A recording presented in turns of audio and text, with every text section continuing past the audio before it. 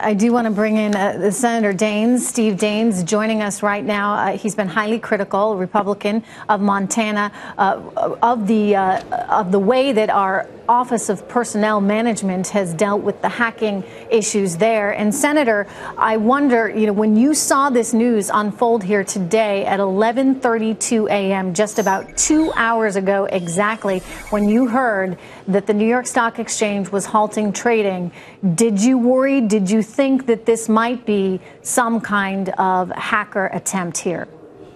Well, it's always a possibility, and the thought goes through your mind. I spent 12 years as an executive of a cloud computing software company, and technical glitches do sometimes happen, and it appears to be a technical glitch. I just spoke with Senator Ron Johnson, the chairman of the Homeland Security Committee, just minutes ago, and the best of his knowledge, we don't believe this is a malicious attack. This is a technical issue, coincidental between United Airlines, the Wall Street Journal, and the New York Stock Exchange.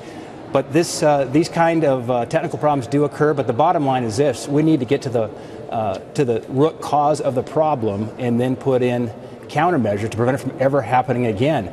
But as you pointed out, Trish, what concerns me greatly is what happened to the OPM a few weeks ago. I was one of those federal employees that received a letter saying my account had been hacked.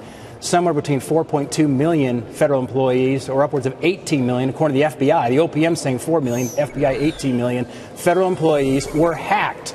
These are old, antiquated systems, and the federal government just can't keep up. They can't run as fast as the private sector from preventing these hacking attacks. So I'm greatly concerned about cybersecurity, and certainly the abilities for the federal government to protect our nation's assets as well as our databases. Well, that's the real concern. Tom Kellerman telling us just earlier that, Senator, one of the problems with all of these big, laborious institutions is that no one really worries about it until it actually happens. And his point was that you need a larger responsibility there for the chief technology officer, where they're reporting directly to the board and they have a bigger say in all this. Because let's not forget, not only does it make every single one of us vulnerable if something like this happens, of course, but this ultimately could destroy any institution. I mean, you think of the challenges that Target faced, for example,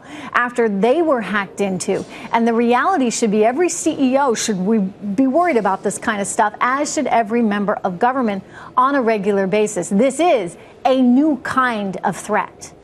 Yeah, well, I agree, and you're seeing more and more companies moving the CIO, the CTO, the risk management as it relates to the IT infrastructure, moving that directly to the boardroom and reporting directly to the CEO. I think that is exactly right. As we look at the risks, they say today there are two types of companies: those who have been hacked and those who know they've been hacked. That's the reality of today.